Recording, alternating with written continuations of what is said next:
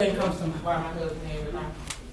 Okay, see that's what God wants. That's why my husband had to die. Why my husband had to die. See, that's a real request. Wow. And see, it says, be anxious for nothing, but in everything. Yeah. With prayer and supplication. With all things, let your requests be made known to God. And that's what I want. I don't want those made up, patented Christian answers. That's a real response. That's a real response. God, why did my husband have to die? Okay. It's your time to find him.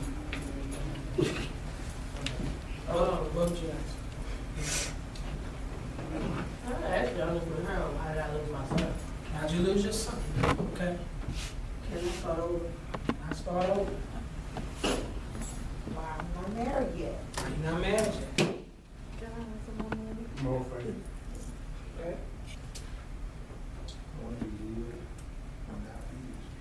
Yeah, I want to quit straddling the fence.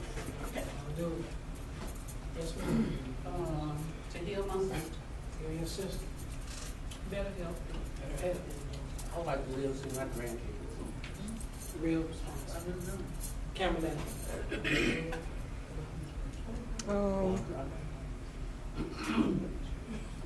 So what? Give me one. We'll come back to you. Pastor Dog.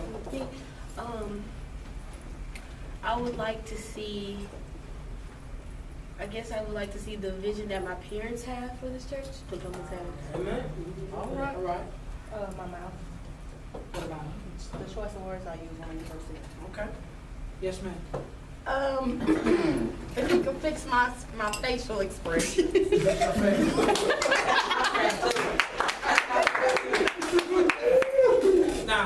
Now here's the thing, and I appreciate your honesty, and that's what we want. But how often the things that you name have you, and I'm sure when it comes to the healing of your sister, that we pray about those things. But often we don't go to God with our real requests. Because we've been taught there are certain things we are not saved. Certain things you shouldn't feel the way you feel about your husband. It was God's will. Nobody's saying that it wasn't. But God, I got a question. Or your son. God, I got a question. I know people personally. I remember the other day, in my time with God, I was, a friend of mine, she was diagnosed with breast cancer. She's gone through, all these things as a result. I have another friend. She can't have children. And I tell God, I say, God, I know women that throw their children in dumpsters. Why? Why do you let her have children and she can't? Why? Why do you do that? Why do you, I know men that won't care for that children. Yeah. And I know other men that can't have children that would care for them. Why do you allow that, God? What's up with it? And see, it's all right to ask God those questions. And see, the thing about asking a question, if you're honest about it, you'll seek a sincere answer. You'll seek the answer and then be willing to accept the answer when it comes, even if we don't like it. Because see, that's the great thing about God and what He does. God is more than willing, by way of His word or somebody that to give us the answers to the tough questions, that we ask in this life. And as we seek to change partners, and as we seek to do things differently, and as we seek earnestly for God to bring about a change, and as we seek to accept the transfer that God has done for us, He transferred us from the kingdom of darkness into the kingdom of His beloved Son. When we take those things to mind and really take those things to heart, what starts to happen is we should get more earnest with God in the things that we ask Him about and things we ask Him for. Remember when we were children? We asked our parents very juvenile questions because that was all we knew. But as we grew, the intensity of our questions grew because our experiences grew and the things we saw grew, so our questions changed. Because it became more exploratory and I really want this information. And see, most of us were responded to by our parents that are, I'm 44, those that are older than me, very negatively, because oftentimes if we ask them something and they didn't know, in our generation, we were taught that children should be seen and not heard. And see, the reason most of us are with God the way we are now and we can't express ourselves is because we weren't taught to do so. We were taught that there are certain things you don't ask your parents. There are certain things that you don't talk about. You can ask God whatever you want to ask him. You can tell God whatever you want him to know. Notice what God said. He said, let your request. He didn't put a stipulation on what that request was. You know, I was taught from a kid, you're not supposed to ask God why. Anybody else taught that other than me? You're not supposed to ask God why. Watch what David, the man after God on the heart, said. He said, Lord, how long is this thing going to last? Let me take you all the way to the mountain, on the cross. Jesus asked his dad, guess what? A question. He asked his daddy a question. Because what he didn't like is what was going on in his flesh and in his humanity. It don't take away from who you are in the spirit, because in your flesh sometimes things get difficult. Turn to Romans chapter 7. I'm going to prove it. And then we're going to jump right in and be first.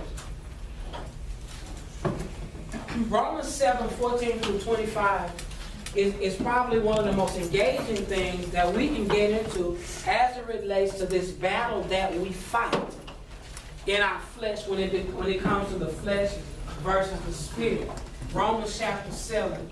Somebody read verses 14 through about 20, and then 20 through like 25. For we know that the law is spiritual, but I am carnal, sold under sin. For that which I do, I allow not. For what I would, that I do not. But what I hate, that I do. Anybody can relate to that? Yeah. The very thing I wish I was doing is the thing I'm not doing. And the thing that I'm doing is the very thing I wish I wasn't doing. Anybody feel like that? Yeah. Go ahead. But then I do what that I wish, which I would do not. I consent unto the law that it is good. Now then, it is no more that I do it, but sin that dwelleth in me. For I know that in me, that is, in my flesh, dwelleth no good thing. For to will is present with me, but how to perform that which is good, I find not. Who said that today? It's present in me, but how do I go about figuring that thing out so I'll know what to do? How do I determine what's appropriate and when?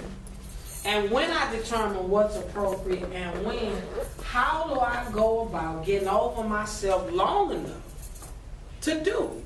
Because that's the difficult part.